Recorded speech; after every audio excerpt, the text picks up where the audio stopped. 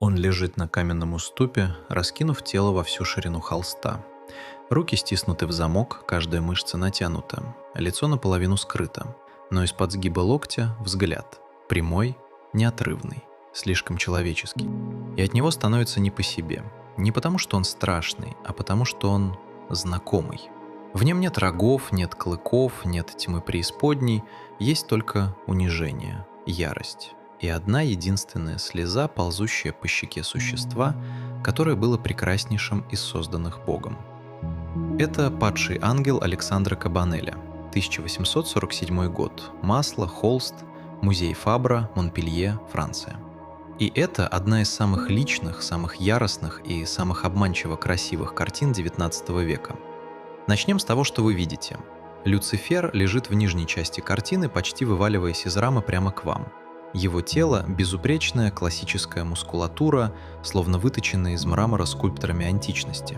Кабанель знал бельведерский торс наизусть. Он месяцами срисовывал Микеланджело и Рафаэля в римских дворцах. И все это знание вложил в тело поверженного архангела, намеренно, с жестокой точностью. Потому что красота здесь – это не украшение, это оружие. Бог создал Люцифера совершенным. Это входит в условия трагедии. Присмотритесь к крыльям. Правая развернута во всей красе, левая едва угадывается. И вот что важно. У основания, там где перья касаются камня, они уходят в темные синевато-коричневые тона.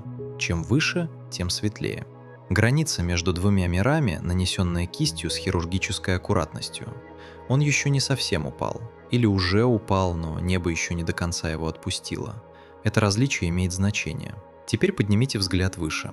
Верхняя половина картины – это то, что он потерял.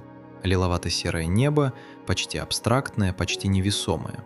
И в нем, уходя ввысь бесконечной процессией, ангелы.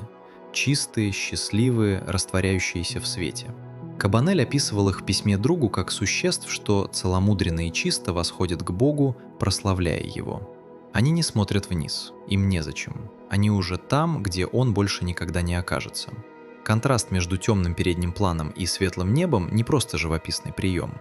Это разрыв между двумя природами, двумя судьбами, двумя расами существ, как сам художник однажды написал.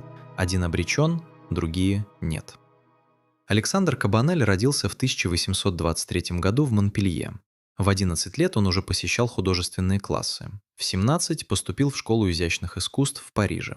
К 22 годам он стал лауреатом римской премии Гран-при де Ром, величайшей награды для молодого французского художника. Это означало 5 лет в Риме, 5 лет на вилле Медичи среди фресок Рафаэля и античных скульптур на государственный счет. Это был билет к славе. Рим изменил его. Не так, как планировала Академия. В 1846 году Кабанель отправил в Париж на обязательный ежегодный смотр большое полотно «Арест». Академики были в ярости. Непропорциональная композиция, неуместный формат. Таков был их приговор. Картину отвергли. Кабанель был уничтожен. Он работал над ней месяцами. Он жил один в Риме, признавался в письмах своему другу и покровителю Альфреду Бруясу, что у него нет никого, кроме искусства. И вот отказ. И тогда он написал «Падшего ангела». Источник у картины конкретный. Это «Потерянный рай» Джона Мильтона, эпическая поэма 1667 года. Мильтон начинает свое повествование в тот момент, когда Люцифер уже в аду, уже осознал поражение, уже собирает осколки своей гордыни. Кабанель выбрал другой момент. Не ад, не смирение, самую первую секунду после падения, когда архангел только что ударился о камень, и небо еще у него над головой, и ангелы еще поют там наверху, и он это слышит, и от этого невыносимо. Именно об этом он писал Бруясу. «Я изображаю двух существ, две расы. Одна неумолимо обреченная, предназначенная козлу и несчастью, обреченная пасть. Другая чистая и непорочная, лучезарно восходящая к Богу, прославляя Его. Главный мотив моей картины – гений зла, сатана. Тот, кого Бог некогда наделил красотой своей благодати. Сломленная власть, преклоняющая голову перед своим Создателем, которому она осмелилась противостоять, но все еще прячущая стыд своего поражения, гордая, отчаянная, жаждущая мести. Прочтите это еще раз. Прячущая стыд своего поражения. Вот что такое правая рука, поднятая перед лицом. Вот что такое стиснутые пальцы. Это не поза отдыхающего, это поза человека, которому невыносимо показывать лицо, и который все равно смотрит сквозь заслон, искоса, с ненавистью и слезой одновременно. Один мазок кисти решает все. Слеза ползет по щеке Люцифера из покрасневшего глаза. Без нее это была бы просто картина о ярости. С ней это катастрофа. Потому что слеза разрушает все, что мы привыкли думать об этом персонаже. Средневековое искусство изображало дьявола уродливым чудовищем. Кривые рога, кожистые крылья летучей мыши, звериная морда. Страх был его главным оружием. Художник делал его отталкивающим намеренно, чтобы зритель не соблазнился, а отшатнулся. Кабанель сделал прямо противоположное. Он написал дьявола прекрасным и плачущим. И это значит, что Люцифер не просто зол, он ранен. Он не просто восстал против Бога, он был отвергнут Богом. И разница между этими двумя формулировками огромна.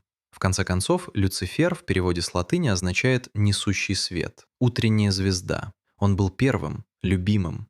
И слеза на щеке напоминает нам об этом так точно и так жестоко, что смотреть на нее почти невозможно. В 1847 году картина отправилась в Париж и была отвергнута снова. Академики разобрали ее по пунктам. Движение неверное, рисунок неточный, исполнение неудовлетворительное. Главная же претензия была иного рода. Никто из пенсионеров Римской премии прежде не осмеливался прислать в Академию изображение дьявола. Это была история живописи. А история живописи имела свои правила о допустимых темах. Люцифер в них не входил. Помимо этого, жюри сочло картину слишком романтической, слишком страстной, слишком личной. Академизм требовал холодного совершенства, дистанции между художником и сюжетом. Кабанель написал что-то, от чего веяло живым горем. Он ответил Бруясу с нескрываемой горечью. «Вот награда за все усилия, которые я приложил, чтобы не прислать посредственную работу». Позже он добавил: «Короче говоря, я теперь для них нечто вроде ренегата их школы». Ренегат, отступник, изгнанник. Подождите, где вы это уже слышали?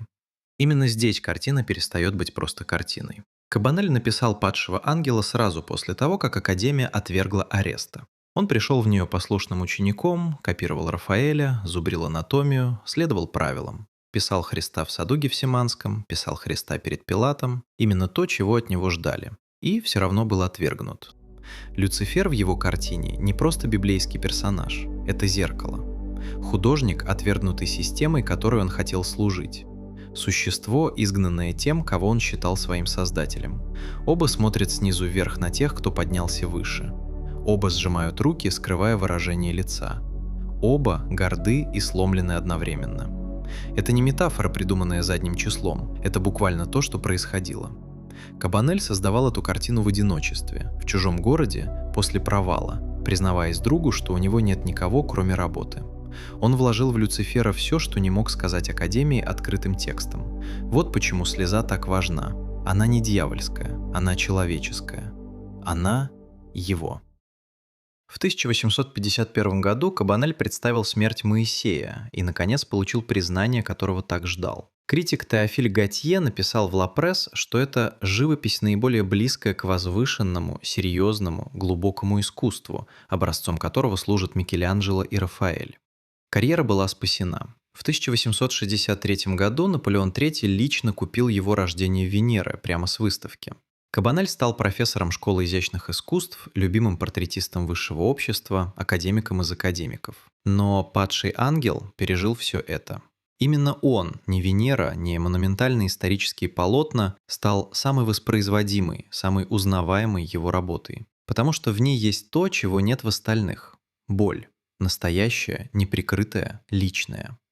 И все же невозможно говорить о «Падшем ангеле», не сказав о «Рождении Венеры», потому что эти два полотна – два полюса одного и того же человека. «Рождение Венеры» написано в 1863 году. Богиня полулежит на волнах, рука согнута у лица. Поза, которая на первый взгляд почти зеркалит Люцифера, но все остальное – противоположность.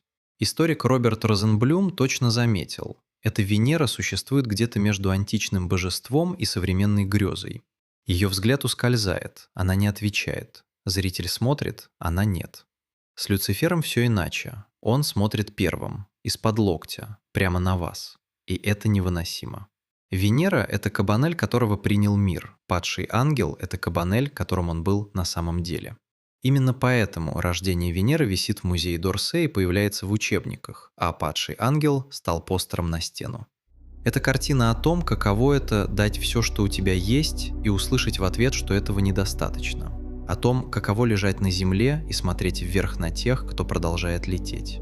О том, что красота и правота не одно и то же.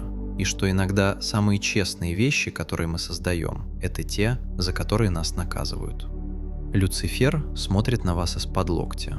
И вы, если были честны с собой хотя бы однажды, узнаете этот взгляд. Если у вас есть картина, чьи тайны мы должны открыть, пишите в комментариях. До встречи в следующем выпуске.